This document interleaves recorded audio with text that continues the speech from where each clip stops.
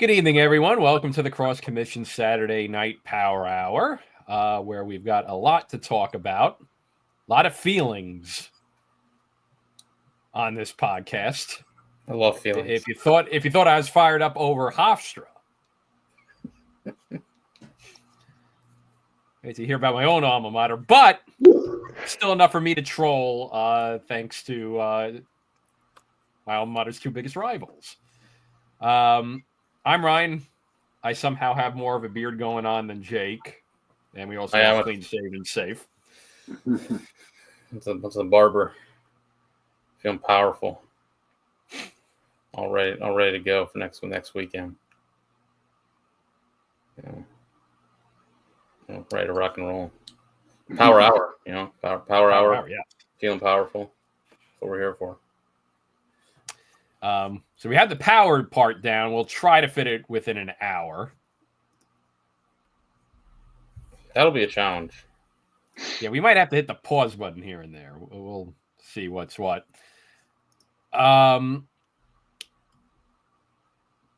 yeah, a lot to go over today. We had Safe, our first in-person game of the year. Safe was at Maryland Princeton, which we'll chat about in a moment. So we're back at the stadiums. I was considering going out to Stony Brook for Sacred Heart Stony Brook, but I was out east yesterday. So I will eventually get to a Stony Brook game because they had an exciting one today. Ron, I think you should adopt a Sacred Heart bit. You've been posting about them a lot. I've been ranking them top 20. I know they lost to Fairfield this week, but they've been a bit of a frisky team this year. I think Ryan's Sacred Heart fan bit this year would be good. Mm-hmm. That'd be a good bit. Fios. Man, there's so much going on. Yeah. So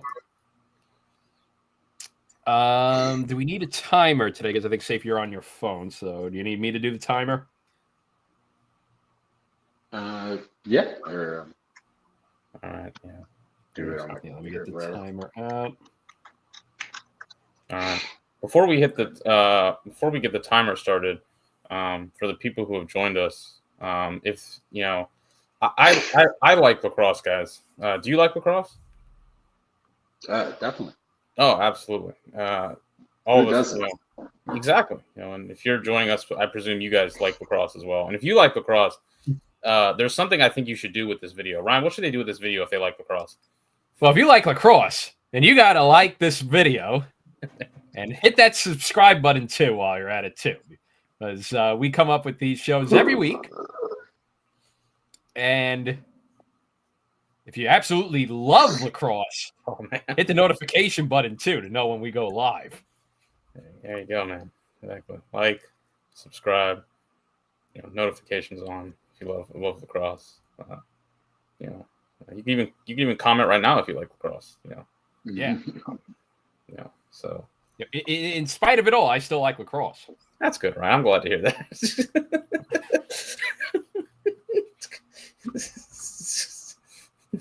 Perseverance, triumph of the human spirit. I'm not going to let Harvard ruin anything. They were my sleeper team too. That's true. It's true. Exactly. That's what we call. And I'm always pumped for the tires of the Ivy League. So that's what we call winning, even when losing. That's what we're here for. A bit. Alrighty, so I'll be on clock duty this go around. Maybe I could get one on my TV. I don't think I can though. Oh man, that TV back then. That would have been like next level. Maybe for next week I'll figure something out. If there's a Roku app of a timer. Oh man. But yeah, we'll have 1 hour on the clock. Godspeed in actually getting there. But we'll start off with, after I'm done with this introduction, we will have the clock go. But yeah, Safe was there for Maryland 13, Princeton 9.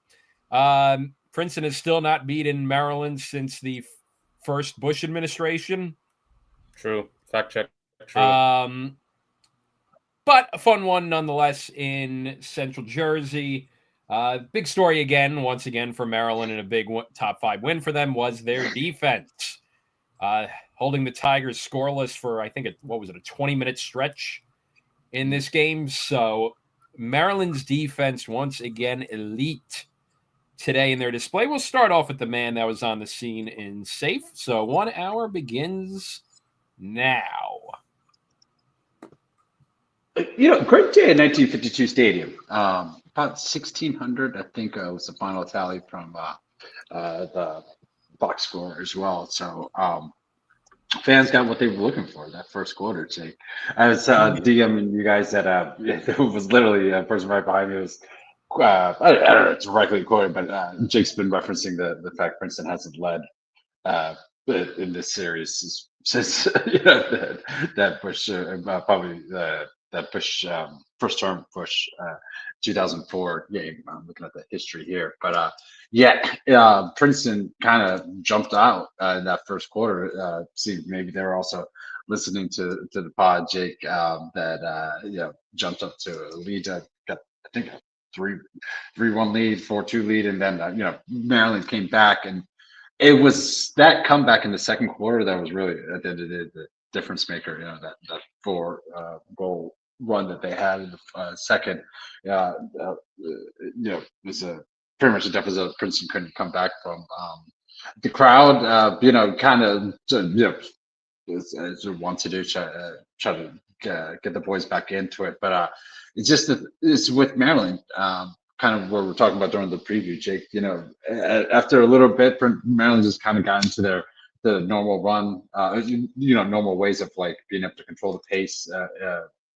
Princeton, I thought, actually did a pretty decent job with helping with the goaltender and product, but Big Mac had a better day, with 12 saves, and but I think it's just too much. It was just the constant pressure of Maryland. Princeton kind of woke up, but by the second half, Terps kind of just consistently always had a 3 to 4 goal lead that Princeton was never able to get back to. So I was trying to catch up, follow along online with everything else, but I thought this game would be a little bit closer. That way I wouldn't have to have my attention divided with another game. But it's the Terps of the Terps. It's just kind of like what they did last week. With Syracuse is just it ended up just putting their will on Princeton, and like I said, second half Princeton woke up. I'm like, if you look at the box score, they pretty much matched the Terps in every quarter except for the second. That was ended up being the difference maker. But that's why Maryland's Maryland. They're able to get a little bit of space and then kind of consistently hold that throughout the game. So. I mean, I don't know if you guys were able to watch a little bit, between all the other games and stuff like that. If you had different takes, but it just kind of felt like, this is a Maryland game. I was sitting in the Princeton side. It was like, having to be in their student section, I guess, or a bunch of athletes were around me, and like I said, you can kind of just see the energy kind of like drain, especially that second quarter where Terps kind of blanked the Tigers, and from then on, just. Maryland was able just to keep their weight on Princeton and not pretty much let them off the mat. So it was close. At least they got that streak off their neck. They haven't led Maryland at all. But at the end of the day, Terps extend their winning streak now to 9. 9, So, I think it is. Yeah, the second quarter felt like it went on for 45 minutes, and it went longer than the Hopkins-Carolina game. But Hopkins-Carolina went to halftime, and this game was still had like 5 or 6 minutes left in the quarter. And Hopkins-Carolina is like an ESPN Plus game. I mean, not televised, but nonetheless. I tweeted out. I mean, when Maryland has it working, it's like they're like Benadryl to an opponent. I mean, they sap the life out of you, and they put you to sleep. They take just all the energy went out of it. Princeton had it for sure going in the first quarter. It was a Princeton game. They won, I think, 5 of the first 6 faceoffs with McMeekin, a great start. After that, it was dominant for the Terps on that side of it. They won 61% with Keither and Creeder. Keither 10 of 16, Creeder 6 of 11. What this Maryland team is doing, I thought this was, aside from the tournament games we've seen, so maybe the game they played against Princeton last year, the Virginia game in the Final Four, this might be the best game Maryland's played since the championship season. And this was a complete performance on both sides of the ball. They had eight different goal scorers. 5 guys had 2 goals. Jack Schultz, I don't want to call it really a second line midfield for Maryland because they're just playing a bunch of guys. They're rolling a bunch of guys out there. He had 2 goals as well. Only 11 turnovers. McNaney was fantastic again. Yet again, not having to make a lot of difficult saves. Everything they really needed on all sides of the ball. What they're doing really well right now is they are taking away whatever you, especially on the defensive end, they are taking away whatever you do affect, whatever your calling card is, whatever you do as an offense, and then they are just sucking you into long, drawn-out possessions, and they're saying, all right, you got to beat us. Who's going to be the guy who's going to come out here and win and make something happen? And Princeton didn't have a guy who was capable of, doing that, and they've got so many capable poles on that end for Maryland. It was a similar story for Syracuse last week. For Syracuse, it was their they love to do those 2-man games, try and free up guys inside. Couldn't do it. For Princeton, it was early offense. They wanted to get out ahead and run so that they could get ahead of the Maryland poles and not have to dodge against them and get quick opportunities and shots. They had that in the first quarter. There were a lot of early opportunities early on in that first quarter. It was a fast-paced game in that first quarter. And Maryland, I think the problem for Princeton was they just couldn't build up a big enough lead. Maryland stuck with them even in the first quarter that was played to Princeton's liking. It was 4-4 after the first quarter. Maryland got some unsettled opportunities in the first quarter, even in a game that was played the way Princeton would have liked it. And then once Maryland resettled themselves defensively, Maryland got back in the hole in transition. And they did a great job just cutting off any early offense that Princeton could get. And then it becomes a 6-on-6, a half-court game. And Maryland's half-court defense is, all right, who's going to win? And no one's beating them right now in the half-court offense. With their half-court offense. It's just not happening. They've played Princeton, who certainly looks like they've got potentially one of the best attack lines and offenses in the country. Played Syracuse a week ago, make a claim for that. They held them to under 10 goals. They've played 4 games. All teams held under 10 goals so far. That's what this defense is doing so effectively. And Princeton got a bunch of shots off. But it was the third and fourth quarters. They did a great job of getting shots on that. But again, it was kind of similar to QSL. It's like, how many shots is McNaney really? How many of these are really difficult saves for Logan McNaney? Not many. Very similar theme to last week, where Syracuse was getting shots, but not the best looks. They were open looks, but not great shot quality.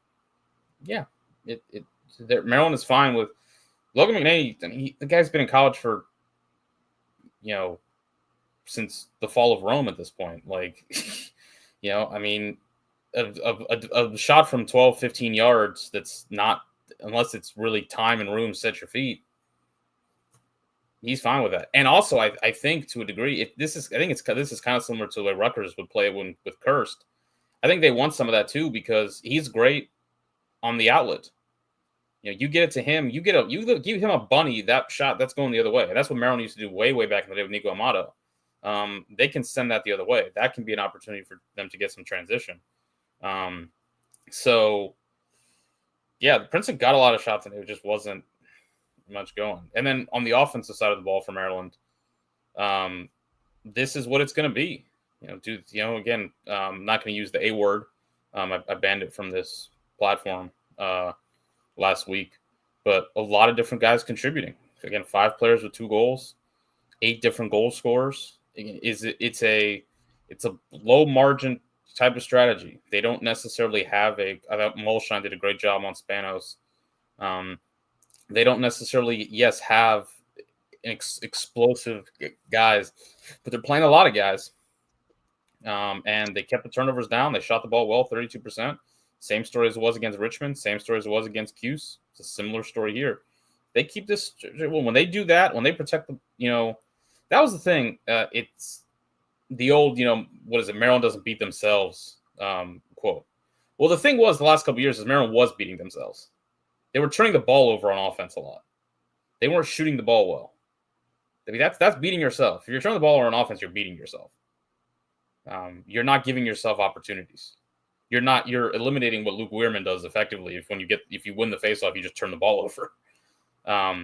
This is not beating yourself. Don't turn the ball over to this. And so, right now they have what they need. When you do this and you have high floor with the way they're winning faceoffs and McNaney net and that defense, it's a strategy that it's might not be the highest ceiling in the country, but it is very, very high floor. Yeah, and I think that work helps too, because early on this season we've been noticing quite a lot of low-scoring games nationally too.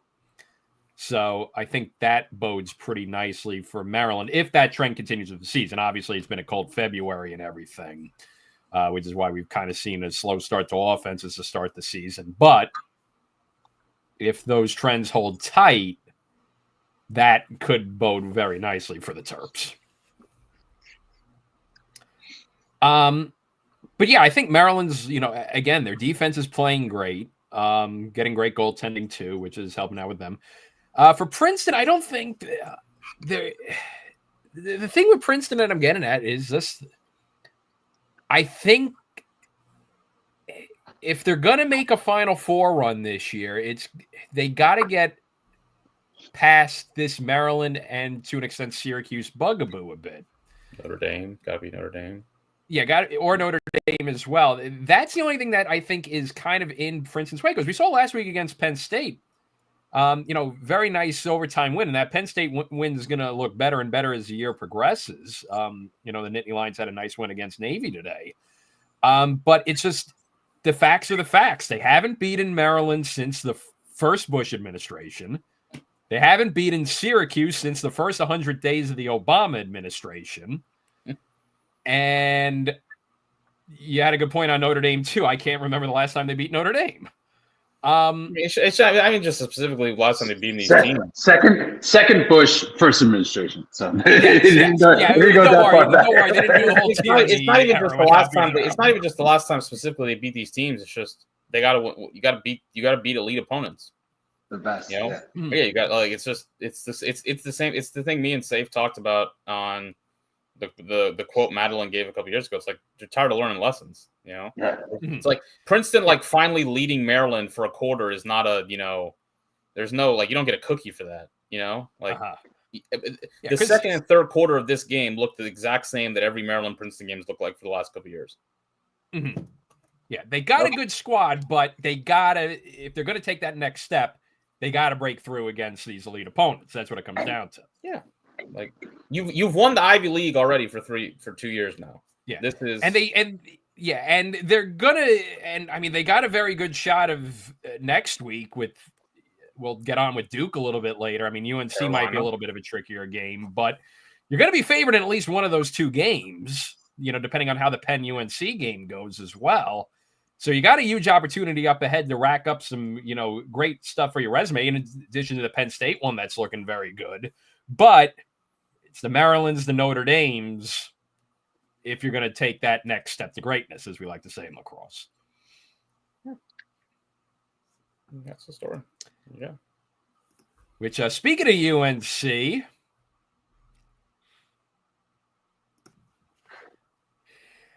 speaking of trends,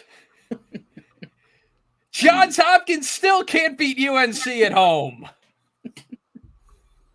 Well, the statue to brush you. Just out of respect. You don't have to like it, but the school should just do something to commemorate. Just gotta call Joe Bresci your daddy. just a little thing, maybe not where Bobby Scott is, but like on the other side of the field, they have a little They have the just food trucks. They have the food trucks. Yeah, it's right there. This is it. Joe Bresci a food truck. Right there, just like Yes. right next to Italian, like a piece of what, like just have a little statue, like a Tar cartoon Heel. caricature of him with holding up. It doesn't even have to be it. Just be a Tar Heel, just like the goat. Just put the goat like on the other end, just underneath the scoreboard, because how much he owns. Like I obviously didn't watch too much of it, but it's the Princeton game. But I did kind of have it on the phone the last, like 3 or 4 minutes of the last quarter. Where Hopkins was kind of staging somewhat of a comeback, but I remember I was looking at the IL scoreboard and I saw 6-2 after the first quarter. And I was just like, God damn it. Like, what is going on here? But I kind of watched a little bit more, but so I don't have too many reaction other than just being, here they do go again. But I mean, like, some good things are there. I mean, I love the Melendez renaissance that we're continuing to see. Like the fight back. Being down 6-2, but it's just same story. But the heels, they just keep getting away with this. And I don't know how when or if it's ever going to stop. Young Petro, big game for him. Owen Duffy. Me and Jake were talking about in the previews. Like we're if those two can be contained, that's not containing, 6 goals for young Petro and 4 for Owen, with an assist to go for Owen. So that's 6 and 5. That wasn't the 3 and 2 that I was talking about, Jake. That I was like, we're gonna need to ideally to contain. So they did it again. I don't know if you guys were watching it to have other takes, but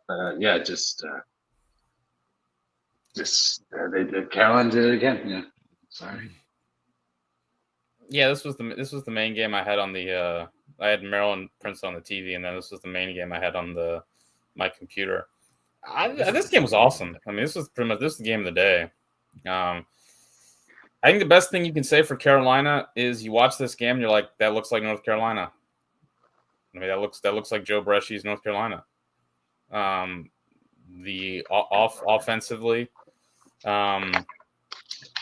Certainly they have, a big day out of Dom had 6 goals and goodness, that guy shoots the hell out of the ball.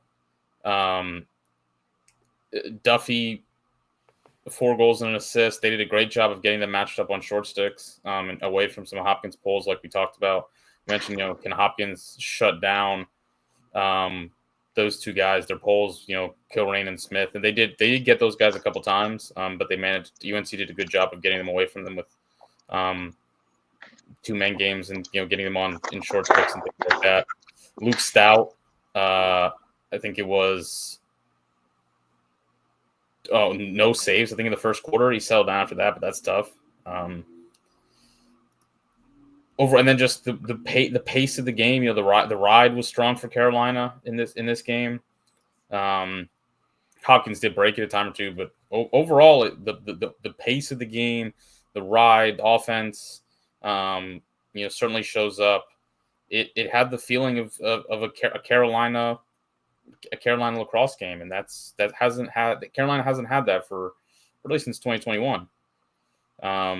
That's the positive that the Tar Heels is that they're getting back to. Look, we talked about this on the show when we were talking about Duke. We did a segment talking about Duke, Michigan. Different teams have their identities. When you watch Maryland, you know what Maryland looks like. When you watch Virginia, we'll get to them later. When they're at their best, Virginia looks like. Same with Duke.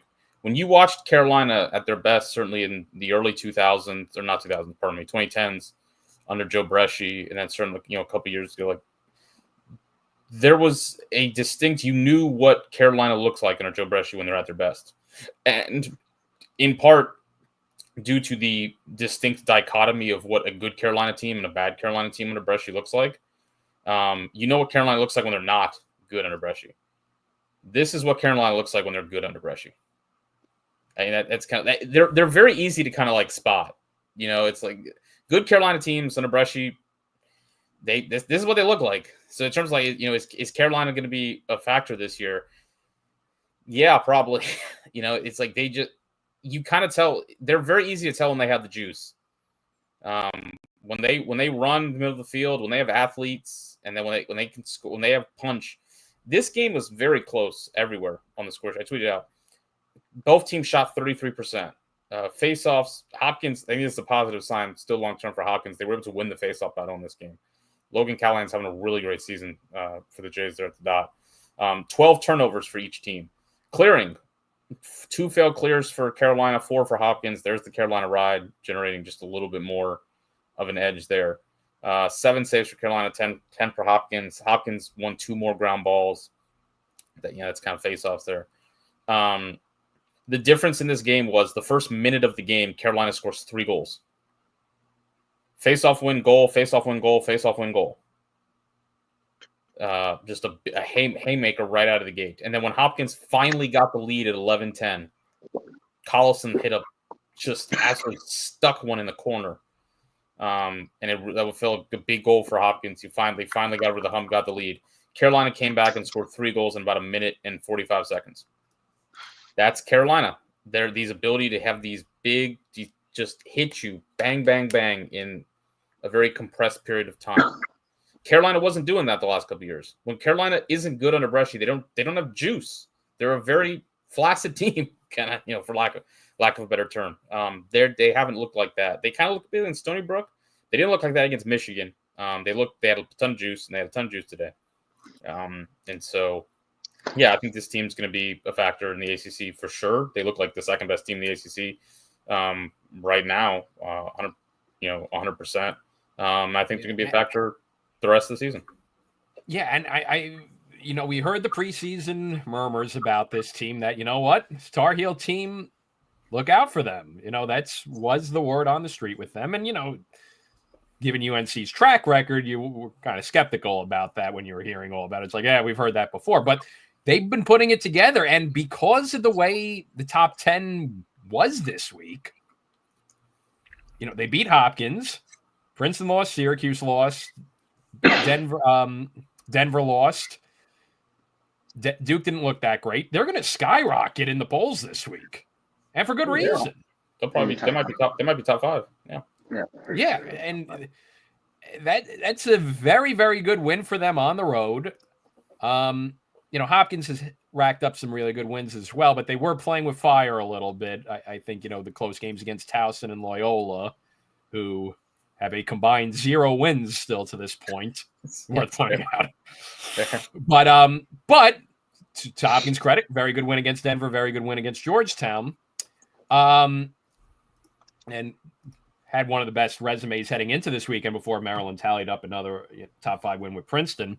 So I know Carolina's had all that success at Homewood in the past, but now that you've done it again, that really puts a nice little rocket ship behind you. And as you said, Jake, with how they're looking vis-a-vis Virginia, vis-a-vis Duke, vis-a-vis Syracuse on a bad day, that bodes pretty nicely for the Tar Heels. And they have, in comparison to some of their other brethren in the conference, they put a whopper of a schedule together this year. I mean, they got Penn and Princeton next week. They got Army down the line. They put together 1, 2, 3, 4, 5 top 20 teams preseason. I mean, so who knows how it'll all shake out in the end? But I mean, they put together, again. We talked about it. We've seen Carolina in the past kind of ease their way into the season. This was not Carolina easing their way into the season. This looked like a team that kind of felt like they knew they might have something. And so far, it definitely seems like they have something. Cool moment, by the way, with a safe. I'm sure, I don't know if you've seen it yet, but I'm sure you'll enjoy when you see it. With Petro and Dom after the game. It was pretty nice. And they interviewed Dom after. and they talked about, and he was, he called Petro his hero. So it was obvious that this the win meant a lot to them. Not in any negative sort of obviously, but this is the first time Dom's played at Homewood in college, and this is the first time that Petro's, because he went back with Cuse, but they lost, right? Yep. So I think this is the first time Petro's won at Homewood since leaving Hopkins. So obviously very emotional, game, and Petro gets the, he lost the Bresci bunch at Homewood, so you got to enjoy it the other way around. Got to enjoy a win at home. Yeah, it was pretty. They cut to the sideline after, because one of the goals, I think, was the one where Carolina took the lead 12-11. It was Dom's goal. He hit just a howitzer from way out. They cut to Petro on the sideline as usual. No real reaction. But I mean, you can tell. Obviously, so that was pretty cool to see. Yeah, move on. But I was looking at the box score. It's Dom and Owen. In comparison, they took about like literally three quarters of the shots. 31 of 40 shots. But they go ahead. No, I was just like comparing it with Kabiri and Maxi, who took 26 of the 46 shots for Princeton, but they just weren't hitting like young Petro and Owen were. I was just like kind of looking at that. I was like, oh, it's kind of a lot of shots, but I was like, hey, if you're banging them in, like just keep shooting. But it is. I do think it is that is still a concern. Like I think it is worth we talk about we thought the game was going to be decided by secondary. At least I thought it was going to be decided by secondary scoring. It wasn't. It was decided at the end by the fact that Petro and Duffy just won the game because they put up 10 combined goals. That is also. I still think I do think that is still a concern for this Carolina team. Like if you're looking for what's the flaw, like there it is. They're not getting production past those two guys, but those two guys look like a legit serious combo. And they're, I mean, it's like the Bash brothers. Like, I mean, and they are very hard to play against. Like they're the speed that they play at is something. I don't just mean like fast, like their internal clock is, like a quarterback, like how fast, the way like Tom Brady would know to get the ball. I'm going to get the ball in like 2 seconds. Like they seem to know, like I'm gonna, like when we shoot, the ball is coming out like that fast, like just go, and it's very dangerous. All right, moving on to a not so great day for the Big East, but not a bad effort by any means by the Hoyas. But Notre Dame goes to DC and avenges their only loss of the 2024 season and take down the Hoyas 11-9. So Notre Dame will now have their winning streak go beyond 1 year heading into their showdown with Maryland next week. So they have not lost in more than a calendar year after this game. But nice close one. Lacrosse, as we like to say, our friends, is a game of runs. And this game was absolutely a game of runs. Notre Dame got off to a real quick 6-0 start, but then Georgetown clawed back to tie it. Notre Dame went on a run of its own. Georgetown responded with a run of its own. Third quarter with no goals, though. Very defensive third quarter.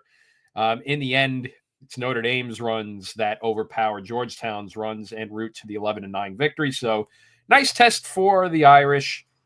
Good effort out of the Hoyas. In the end, Notre Dame hangs on to win this one. 6 combined assists. I was just looking at another game that was on.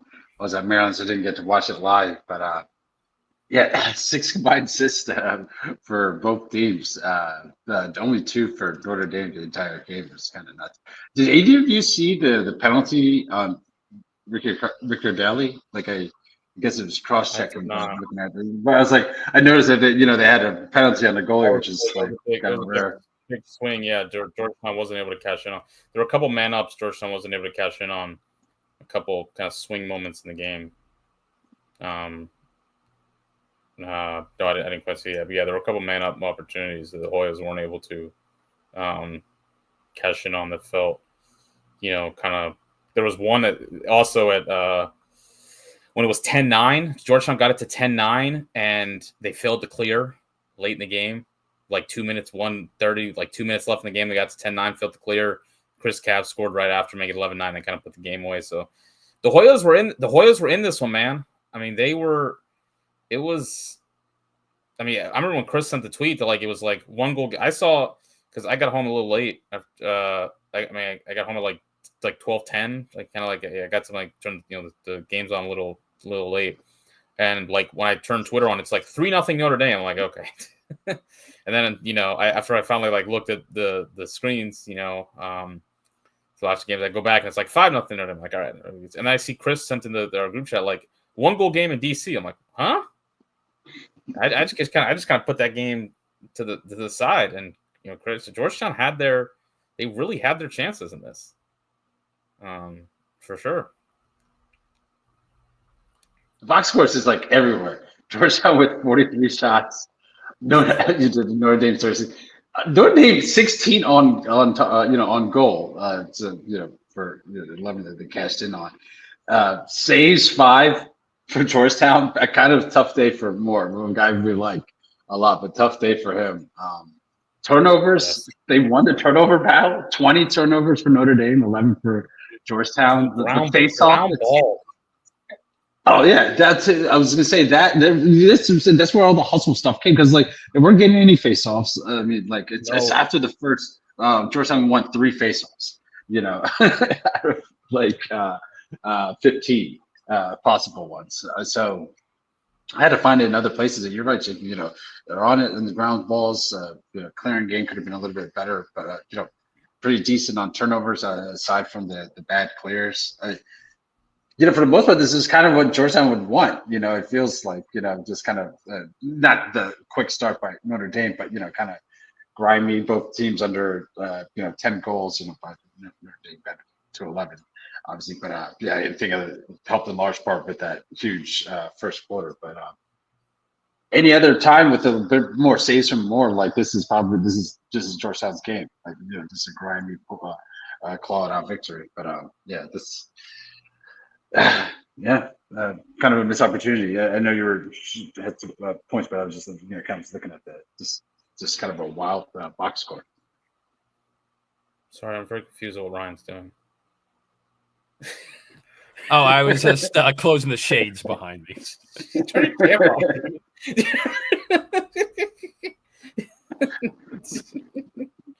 I love he's got the. It's just a great gag with this. Finally, I got the gag. I got him. Yeah, we're gonna have the gag going forward when we turn off the camera. there we go. There we go. Should be flip flop, but exactly. Georgetown outdogged them. They just. It's Notre Dame. If you said before that we did this if we did the preview, if they gave us the stat sheet, but they just gave us on Wednesday, we said Notre Dame's going to win 70% of the faceoffs and Georgetown's going to get 5 saves. I thought Notre Dame might have won by 20, 12 goals.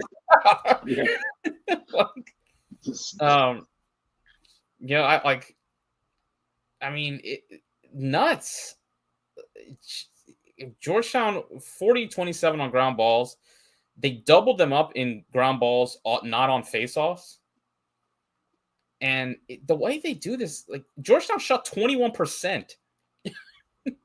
And somehow they still clawed their way into this thing. It's crazy to, the way they kind of pull this off.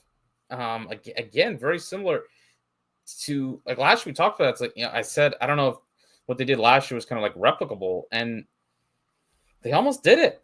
They almost dogged them. Unbelievable. Out hustled them. Ty Banks had 2 ground balls and 4 caused turnovers. 3 other guys on Georgetown's team had multiple caused turnovers. So unbelievable hustle kind of game by Georgetown. Fighting Irish we talked about this, the attack, kind of the offense, how their last year was so effective. Everyone on that offense, was a threat to initiate and score at all times. An interesting game in terms of the production they got and where it kind of came from. The depth is still there. Jalen Seymour had 2 goals coming to the kind of second midfield. Fisher Finley kind of had a goal. Faison had his first goal of the year. But no goals for Jake Taylor. And Brady Picorni, we kind of mentioned him, like his first real sort of real action at kind of college lacrosse. I think it was double bagel. So this offense met some resistance in a way that now, look, they met some resistance last year against Georgetown and then went on to rip off like 15 wins in a row. So we'll have to see when we see them next week against Maryland, number 1 versus number 2, the big showdown. I'm in Atlanta. Is that kind of the case again? Or with the pieces out of the mix, with now you got Chris Cabot attack. He's obviously the guy now. But now you have flanking him. You have Taylor. Taylor's Taylor. I mean, he's the one guy out of that offense who he's not going to dodge and he's not going to pass. He just has one role. And then you have a freshman alongside him instead of Pat Kavanaugh. Opponents feel differently guarding him. And some of these other, starting midfielders, a little different with no Dobson in there. Faison obviously getting a goal. I think that's big. They'll feel very good about that. But going to be some, time get him kind of up to speed. I think it'll be interesting really interesting seeing that Notre Dame offense against Maryland next week.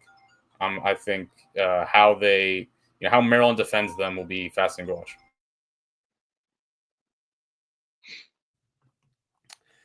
All right.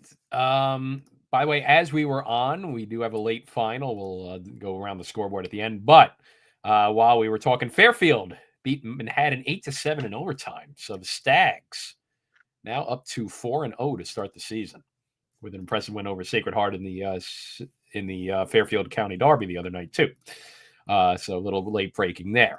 Wild day with other ACC games as well. We'll start off with the kind of shocking one, and this is the one where Safe gets to once again develop a very chronic and very. I knew this was going to happen.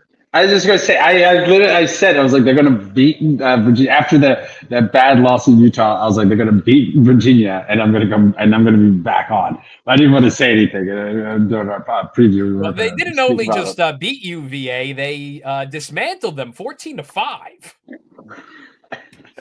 So now we got to continue to have interventions for Safe to not bet on the Buckeyes every single week, though. No, we're back, baby. I don't know. It's like this. They're back. They're legitimate. They're a legitimate talking point. We can put them on pick 'em now. I said, wait. I was like, we need to. This is our not redemption, but after losing to Utah, that was a bad start to the year. We got Jake. We got to talk to the Big Ten Network about what happened to this game, because I don't know. I know our boy Mark was able to see it, but if anyone in the chat was able to see this on BTN to go, I'd love to hear how, because for some reason we could see Loyola Rutgers, but we couldn't see this one. It's so weird. Ohio State, there's some real. We'll start with the Buckeyes. I think there's some real positive signs here for Ohio State in this game.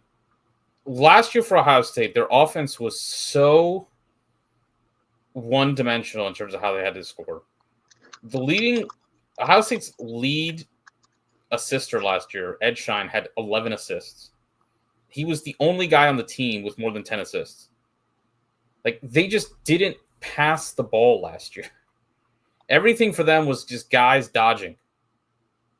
It was just all, spread out. It was like one of those, late 2000s offense when everyone ran the 1-3-1, and it's just spread out, have just a big giant midfielder, dodge up top.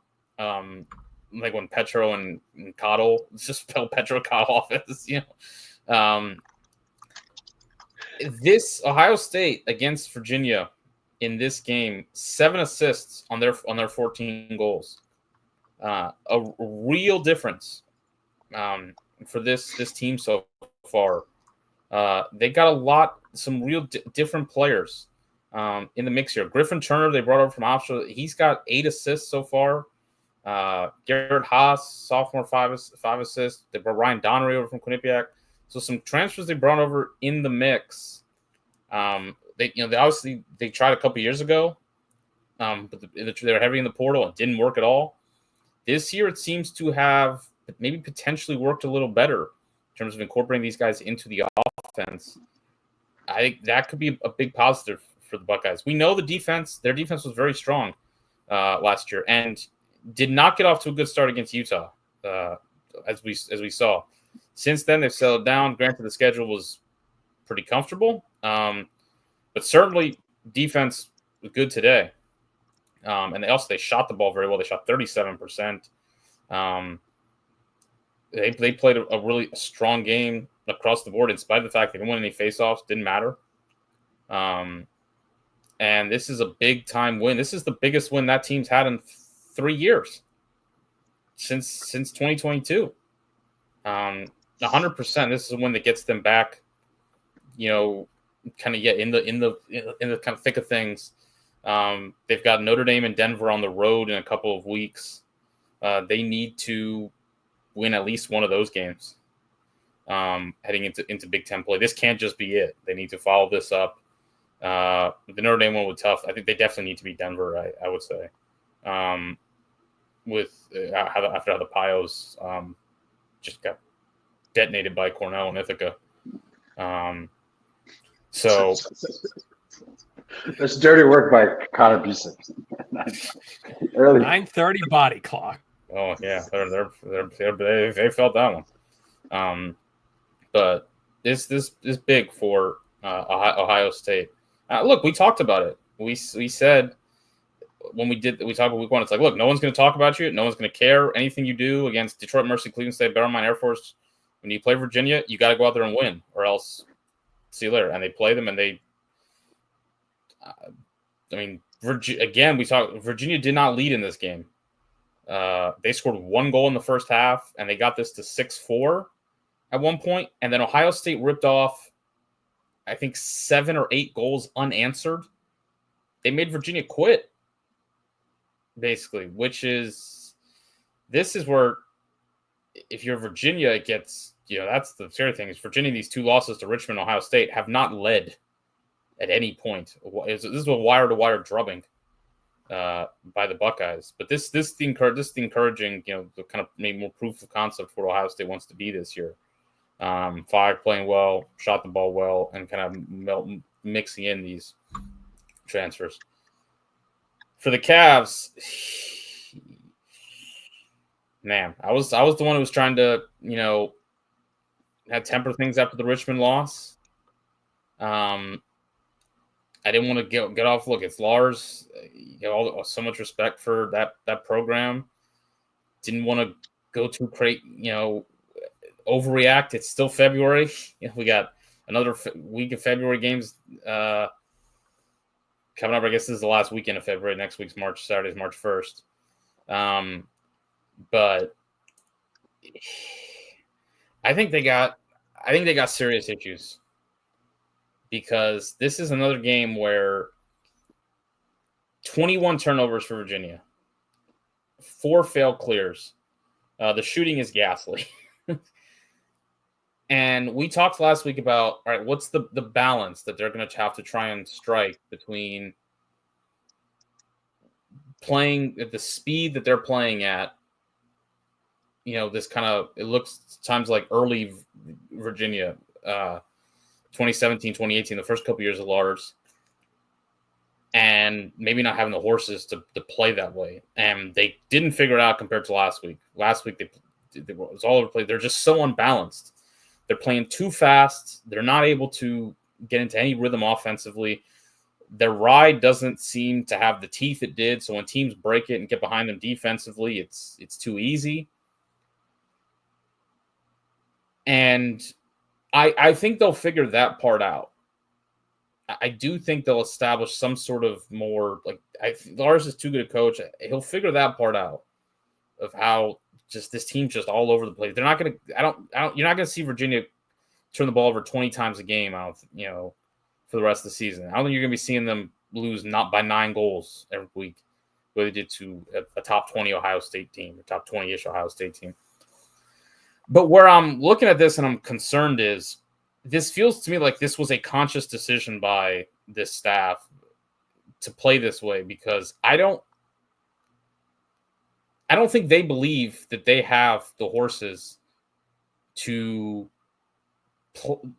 if they figure this out and they start playing more 6-on-6 and so on and so forth on offense and defense, do they have the guys to really, because the rest of their season now is essentially we have to find 2 to 3 wins against top 10 opponents. The rest of their season is Hopkins, Maryland, and then the ACC. So you got to play a top 10 Hopkins team next week. You play a top 10 Maryland team 2 weeks after that, and then you've got a top 10 Notre Dame team in the ACC, a top 10 Carolina team in the ACC, and then Syracuse and Duke are probably still somewhere in there in the top 10. Maybe if you want to be super low on Syracuse and Duke, you could say they're just outside the top 10. So the rest of your season is, how are we going to beat top 10 teams? Because you just played 2 top 20 kind of teams in Richmond and Ohio State, and you didn't lead at any point. So I'm looking at, even if they figure this part out, where they're not turning the ball over 20 times, they're not feeling clears, it's, do they have the horses? Do they have the piece, the personnel, offensively or defensively, to make it happen offensively? Do they have them? Where's the guys in the midfield? They're all goals today. 2 guys scored. Colsey had 4 goals for him at the attack. Last week, not scoring at the midfield. Where's the midfield scoring? Defensively, it feels like Joey Terenzi feels like a guy. He needs to play offensive midfield. But do they not want to do that because they're worried what happens then to their defensive midfield situation?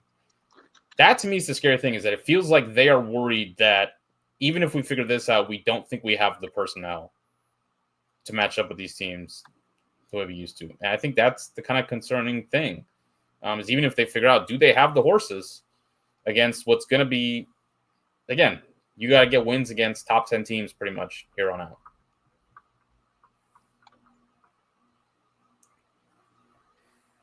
And elsewhere, Duke survives. Really, it was Andrew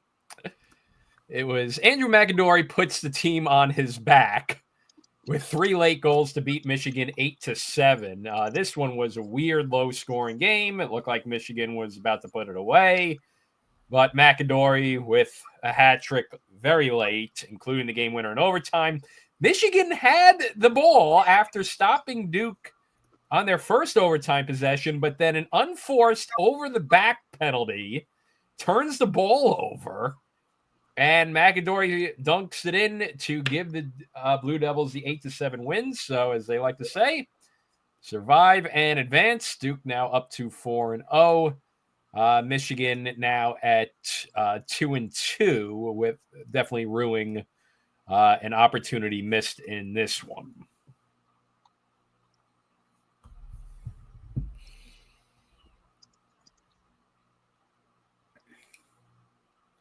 I think it was Gil, Gil, who was in the chat, so he was asking us kind of what were our thoughts on Duke. I was looking for kind of thoughts someone had, and we were like, oh, we hadn't really seen him. I watched him today. I watched a lot of this game, and offense was ordinary for a large stretch of this game. Gil, there he is, just tuned in. The offense, I thought, for Duke for real stretches of this game, Duke concerned about. I thought large stretch of this Duke game, I thought was ordinary. Didn't see no crease presence replacing Dyson Williams. Not a lot of shooters. We saw Duke shot 22% in this game. Michigan, their part, not much better, 23. Michigan, not a lot of shots. There was this third quarter, Michigan had like 1 shot on goal like one shot period in the third quarter, probably because they had like 3 straight possessions where they turned the ball over. Credit to Duke's defense. I mean, Duke's defense kept them in the game for parts where the offense wasn't really making it happen. Michigan defense played very well. This was more of the game that I thought we would see, or more of the Michigan team I thought we would see at the Carolina game. I thought this would be the best defense that Connery would have at Michigan. That the offense doesn't really have the juice that's had in years past, and unfortunately, that does appear to be the case. And the change that Duke made was after halftime, they put McAdory down at the attack, and it was the difference. It was the spark. 3 straight goals. He just dusts his defender right behind the cage, takes his man to the rack. Speed kills for Michigan. You probably would say maybe where's the slide? Where's the help? But I think that's something Duke has probably, if there's one answer Duke has probably found, it's putting his McAdory. I think you'll see McAdory at the attack. He was there in 23, probably the best season that Duke's had, in the last couple of years. The year they got to the championship against Notre Dame. I think you got to put him there. Size is always kind of the question with him, and his speed is not. He's kind of like he's a one-hitch go guy. He doesn't have necessarily the pure kind of like turn and burn kind of speed, but you saw that just like it was just one move go. It worked. I think you need him there. Like they need a guy. Molliver's played well for them so far. I think him and McAdory play well together. They need the offense to run through him. I watched the game last. Me and Save have talked to this game a couple times. I watched the game last night, the Maryland Duke game from last year in the quarterfinal. When that offense played best, it was early in that game when they kind of ran the ball through him from the midfield, and then when Maryland took that away, and then the offense just kind of started like going through O'Neal, and then like they sent the double team to him, and what happened, we've seen a lot with Duke in the last couple of years is when the ball just starts like spinning around the perimeter and they just start, it's guys just kind of like taking turns dodging. You saw a lot of that kind of today. I think they need to put the ball in McAdory's stick more. He feels kind of like he's a great passer. He has kind of speed. I think that's kind of where they're going. There's still questions I have also, crease presence without Dyson shooting. But their defense was really strong. Jamison was very strong goal, played the whole game. I think maybe he's locked down the goalie position for now. For Michigan, oof, man, you needed this one. It was right there for you. Like Ryan mentioned, they had the lead at 7-5 with 3 minutes to go. You get the stop in OT. You can go ready to clear it and give it away. There's a chance after losing that Carolina game to get a big win out of conference. And whoops, there it goes.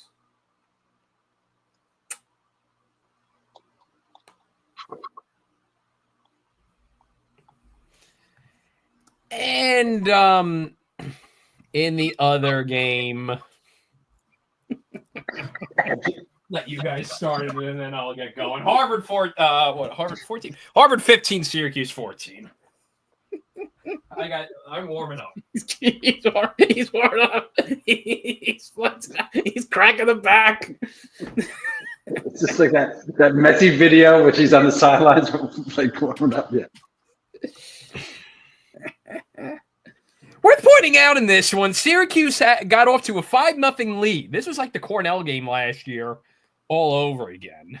I was kind of watching it before the show just to see, and I was like, I didn't notice that, right? I was like, what happened here? Because, like, I was watching live, but I, like, 5 minutes, I was grabbing some food, and it was like, already, it was like, oh, Hiltz with another one. And I was like, oh, man, what exactly did they lose control? Did you have a moment? Did you notice? They lose control. And I mean, not to pile on because, Hop lost, but if either of you are on Twitter and can see Virginia and Syracuse's like last tweets after the games, where they said the final score and the responses, I mean, it's just like a wall of fire of very angry people. But I think it's, I don't want to I don't want to pile up, but yeah. When did you think this was getting out of hand, Ryan? Like, when did you lose control? Well, they let Harvard get back into it, but they still, had the lead into halftime, and it's like, okay, it's within touching distance. The defense looked like they were falling off compared to their past performance because Syracuse's defense heading into the season was looking like the question mark, but they were answering those questions the first couple games of the season. Even the Maryland game, they came out of those games looking pretty good. But McCool was not having the greatest game. They pulled him in the third quarter. I think that's the issue here. But then the third quarter happens, and this was the same thing that happened in the Maryland game. The offense had no answers on how to adjust once they stopped scoring goals at will. Same thing happened. They tried doing the same thing over and over again. Stopped doing the thing that was working with the 5-on-5. That was getting them goals. And they stopped doing that.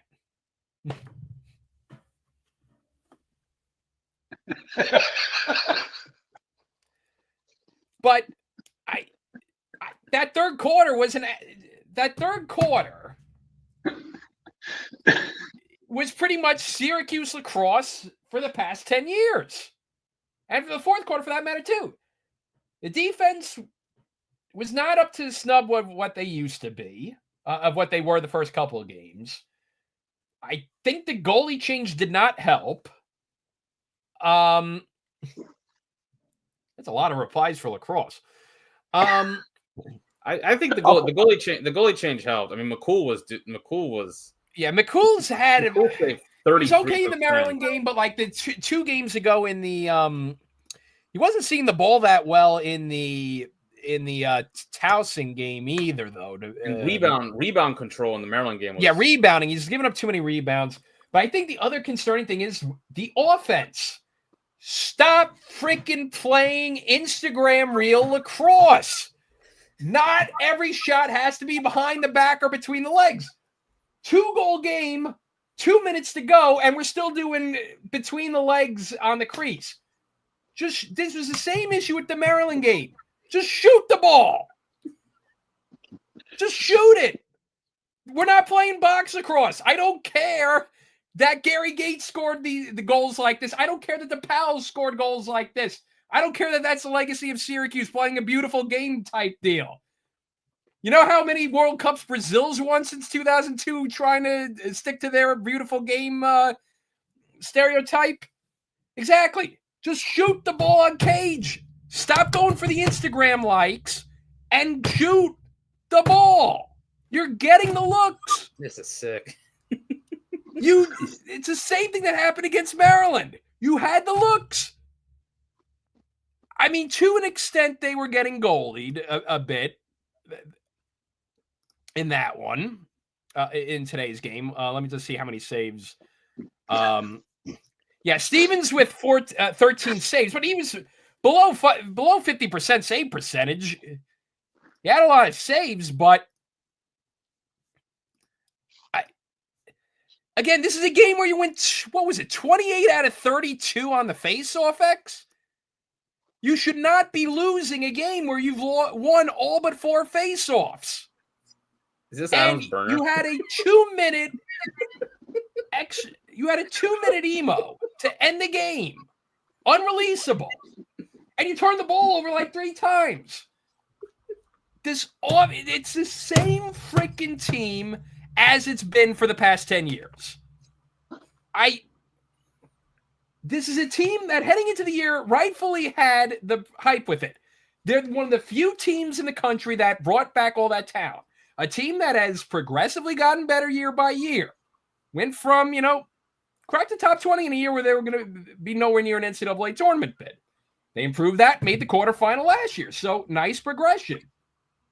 They had a bump in the road against Maryland, but a lot of teams are going to have that. But then they followed that up with this performance against Harvard in a game they should have been absolutely wiping the floor.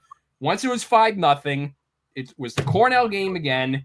And it's the same thing as the past 10 years where this team just lets the other team in. They lose their confidence and they lose their heads. I don't know what to tell you.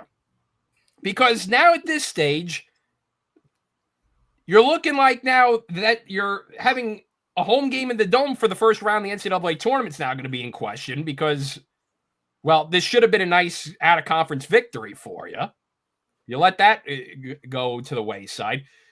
Keep in mind, this is a Harvard team that was going to drop out of the polls this week if it weren't for that because they lost midweek. They lost midweek to Colgate. Now, granted, that's, believe it or not, a good opportunity for them to pick up a good out-of-conference win later in the year, but they got to look much better. Oh, man. Yeah, we're going overtime with this. He carried us through. But, again, this is the same thing that has dogged Syracuse for the past 10 years popping up again. They got to fix this quick. All right? They cannot be at... the Utah game's a lot more winnable, and I know, look, it's not their fault Towson is winless at this point. That was looking like that was going to be a very good win. And, Utah's, after the Ohio State wins, fallen off since. So they got to pick it back up with this Hopkins game. They at least got another opportunity with Colgate later on. But listen, the way they're looking right now doesn't look like there's much difference between this team and the post and the late stage Desco years. They're trying too hard to be freaking fancy instead of just sticking to the fundamentals and sticking with what's working, and they're paying dearly for it. All right. The other issue is play some field lacrosse too. I know they might not. I know that a lot of their guys have the box background. Somebody freaking dodge a defender. If I had a penny for every time you got a guy in a one-on-one with a shorty and losing that battle, I'm going to scream. Man, it's almost like they don't have Dodgers. I wonder if someone said that on this program before. Syracuse being undone because of white collar lacrosse may be one of the bigger narratives of this year. Syracuse fans like going on the message boards for like 15 years and demanding that Gate come in and fix the offense, and then him coming in and putting in the exact offense they asked for, and it like looking like this is just so sick. Why does the Gate come in and bring the offense? Where's that creativity of the 80s? That's what we. Exactly, he does it. The running gun, we need it back, and now it's back. It's just like what the hell's that? Well, I mean, you wanted it. Well, the issue is they're not even running. Now it's gonna be man. Where's those? What happened to the Dodgers and the fundamentals? Where? What happened to the? Can I get a Joe Von Miller out here? Most underrated guy in Cuse lacrosse history, for what it's worth.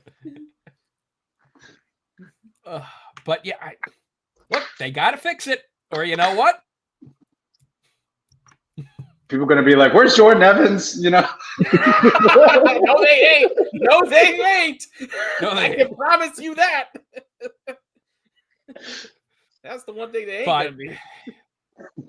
Yeah, they'll never say that. Oh man! But the plug's getting shorter. Nothing I can add to that. That's beautiful.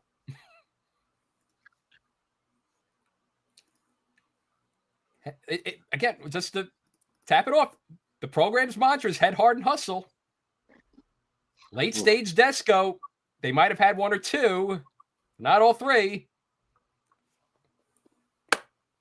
What did that look like today? All right, so elsewhere, the other big game that heading into it, and we alluded to it a little bit earlier, Cornell 15-5 over Denver.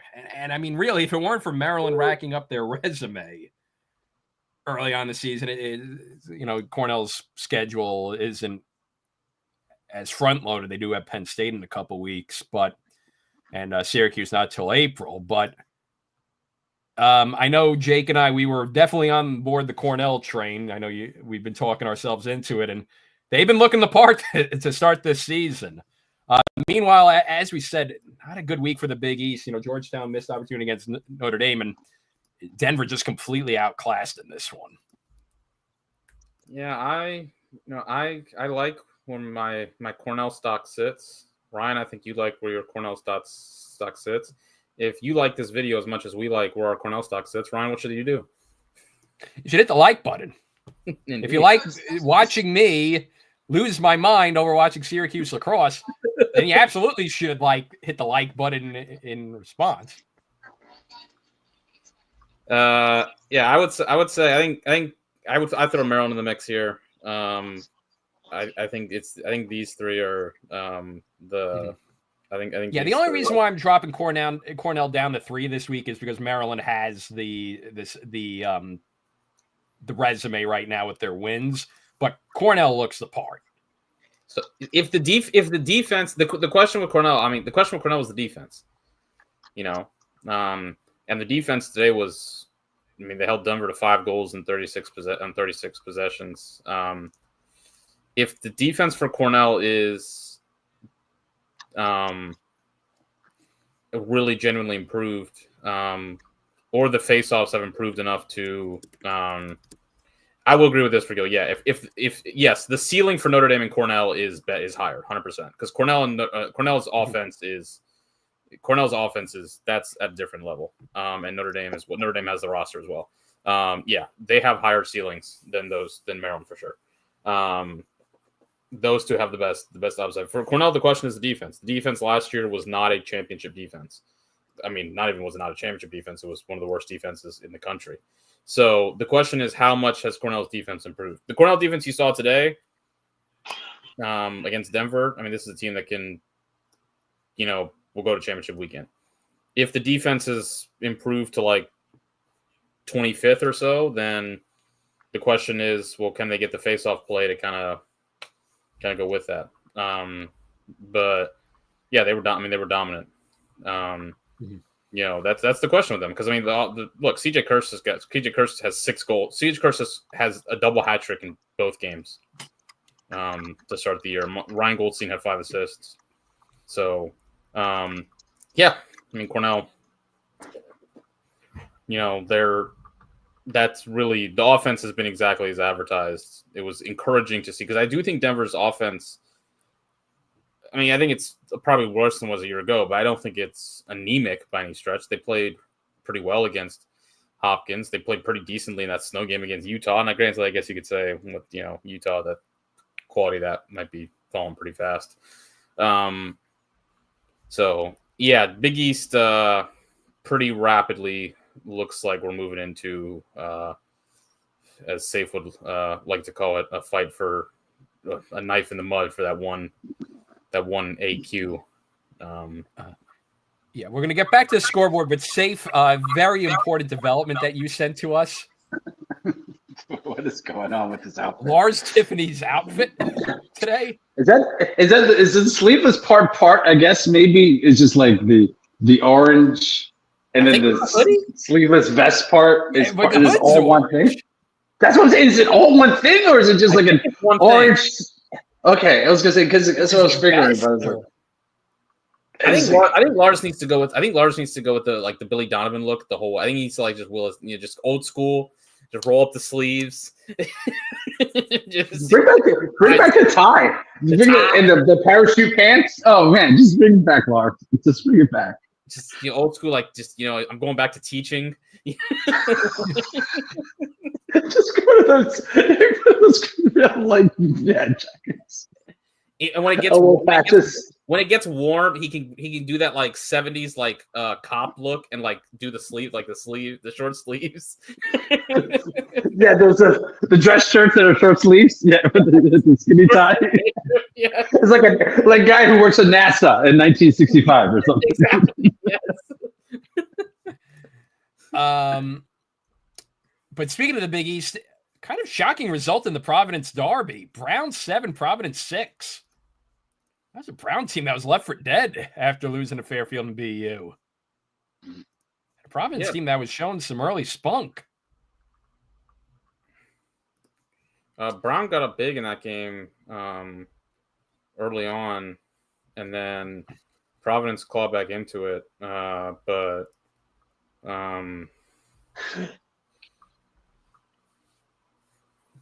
then So, elsewhere, VMI, by the way, if you want to check out the stats VMI has been putting up because of they beat Hampton quite handily midweek, and now they beat Iona handily.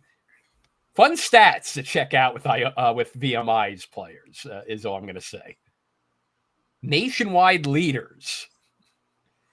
They beat Iona 19-4. BU beats Air Force 15-7. Army in neutral site territory dispatches Mercer 17-4. Bellarmine beats Detroit Mercy 16-4. Bryant with an 18-10 win over Quinnipiac. Hobart in a late game thriller comes back to beat Bucknell 13-12. Here's one that we expect to be a lot closer. Penn 10, Delaware 2. So very big win for the Quakers there. And Delaware was immune to some of the early season struggles for the CAA, but not so much anymore after that one. This Penn defense, man. I mean, that's nasty. Delaware won looks like 87% of the faceoffs and didn't matter one bit, which, faceoffs matter a lot less in a game like this, low possessions. But yeah, Delaware, nothing going, shooting the ball. Penn completely locked them up. Chris Patterson this with the Ivy League this week in games that they were getting absolutely destroyed at the faceoff X. Face-off play appears to be a weakness in the Ivy League.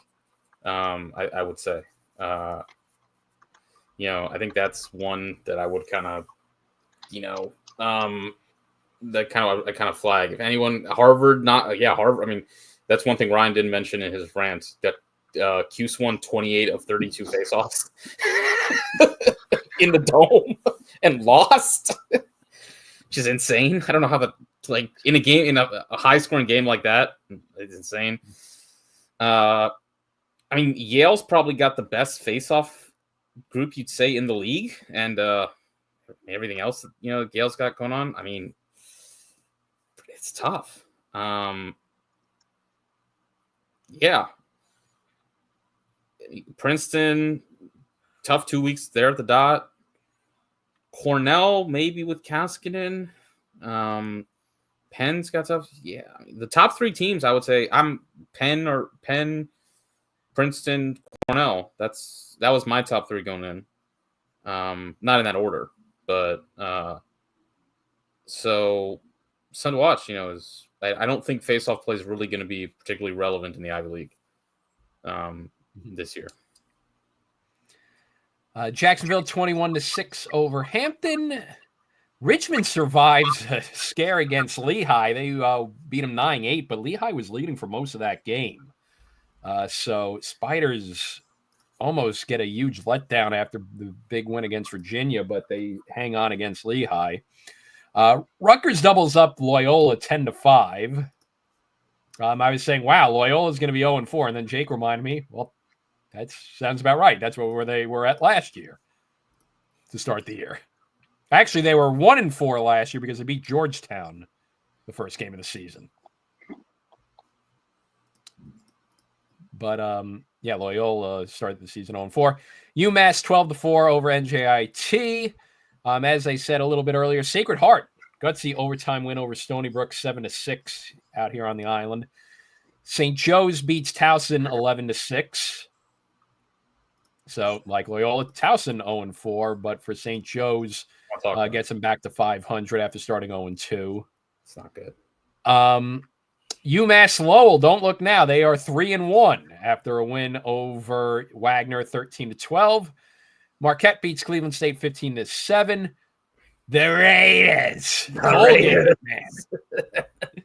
16-5 over Villanova. So after two losses against big three opponents for Penn State and Virginia, Colgate turning it on. Albany, Harvard, and Villanova wins now. A big win against a Villanova team that was ranked. So And those are three credible wins for Colgate. Like those ain't anything to snuff at. And winning by, I mean, pretty winning 16, a top 20 team 5, by 11.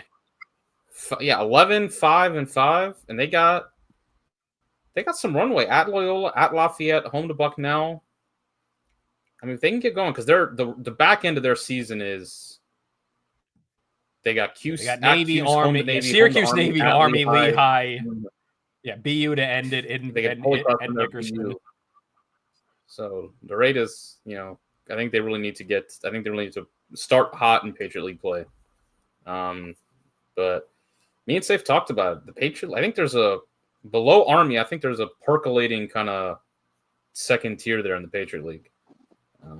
BU. Navy. Yeah, this Raiders, Navy. I mean, this game aside for Navy, but yeah. Patriot League's having a decent year. Kind of, below the surface. I don't know if it's like NCAA tournament, at large year or anything like that, but it's been decent, year. Dartmouth wins by 10 over Holy Cross, 14-4. Albany 16-9 over Drexel.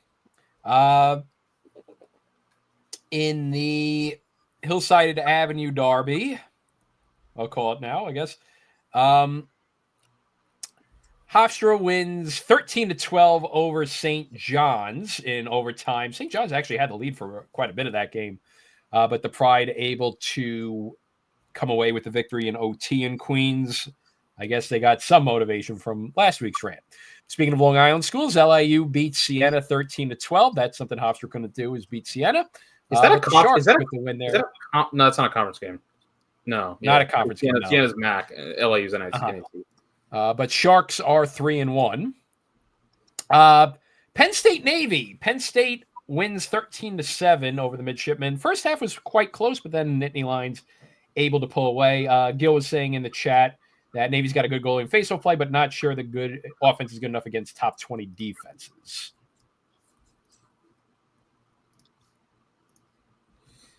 Definitely good goal. They definitely got good goalie play. And with Daly back there in face play, Hayashi's terrific. Offensively, kind of question watch. I like Jack Flaherty's a good player. William Goer's freshman. He's had going and played well. So offense is the question. Is how high is the ceiling on the offense? If the offense can get to like top 20 kind of level, they can definitely win the conference. But that's kind of the question. Yeah, because if in terms of because the issue is sort of having good face-off play sort of runs right into Army's kind of strength right there with Coletti. Good goalie play. You need that against an Army team with a good offense. Army's also got a good goalie. But yeah, I think Navy's having a nice bounce back year. Penn State's just kind of hanging around. They're just sort of, it's kind of a very recent Penn State Tambroni team. Which is just they got three solid but not sexy wins. Good effort in an OT loss to Princeton, but one that you would like to have the W instead. We'll see. They got Yale and Cornell next 2 games. 2 teams they have had a lot of success. I don't think they're this good. I think they are like a lesser version of Maryland, like high floor, low ceiling, probably. Good goalie, good defense. The one thing they do have in contrast to Maryland is Matt Traynor is a dude. Now, the problem is after Traynor, Trainor's got 16 goals, and then their next 3 goal scorers combined for 19 goals.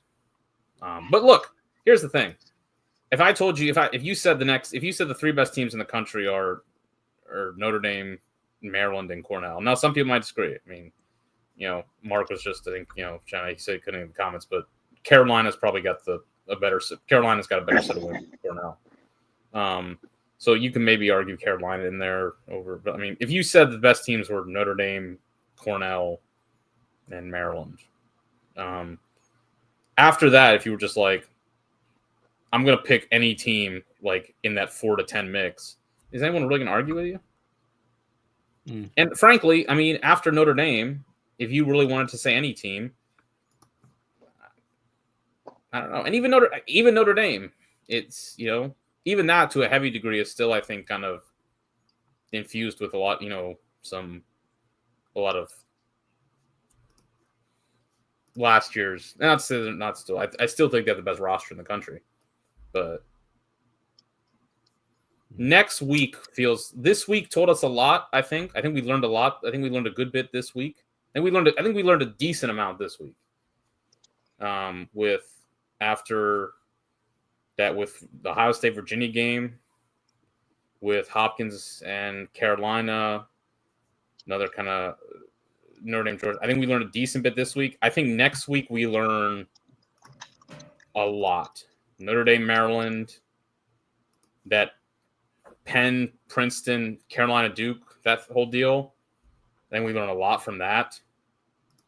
Hopkins, Virginia, which is less for Hopkins, but big for Virginia. So I think we learned a decent amount this week. I think we learn a whole hell of a lot next week. I think we have a much clearer picture of who's where. Just to wrap up this week's scoreboard: Queens beat Mercyhurst 9-8. Marist with a late game thriller beat Binghamton 10-9 on a buzzer beater to end that game. As I said while we were doing the show, Fairfield beat Manhattan in overtime 8-7. Canisius beats Bobby Moe 9-8. In progress at the Dome right now. Lafayette's up 13-3 over Lemoyne. So Lafayette en route to going 3-1. Also worth noting, last night Vermont beat Utah 11-10 in New Hampshire at some sports complex in Hooksett, which is known as the town in between Manchester and Concord. But Vermont with the win there over Utah. And UMBC beat Mount St. Mary's 12-6. And that is your look at your scoreboard. Final thoughts. Yeah, great weekend. Yeah. It's fun. Well, it was going great until between 2 and 3 p.m. This would have been I would have been on an all-time high over trolling Hopkins and UVA, and then Syracuse went back to being the same Syracuse they are the past 10 years. But you know what I like, Jake and Safe? He likes lacrosse. I like lacrosse. And you know what else I like to do? Podcast. Yes, I also like the Cross Commission podcast, which comes out midweek. I subscribe to that on Apple Podcasts, and so can you on your favorite podcast outlet, where Jake and Safe dish previews for the week ahead. And we're on YouTube. You know what I like to do when I really like a video on YouTube? You hit that like button. Smash that like button. Smash that like button. I like to hit subscribe. So I get all the videos we pump out. And I like notifications too, because, sometimes our schedule, we had an early slate this week, so we're about an hour earlier than we usually do. Sometimes we might be running a little bit late, going to games like Safe was today. Might be going later. Notifications let you know when we're going live. You could also follow us on Twitter. I'm at Ryan McD29, and our home base is college_cross. There you go. Absolutely.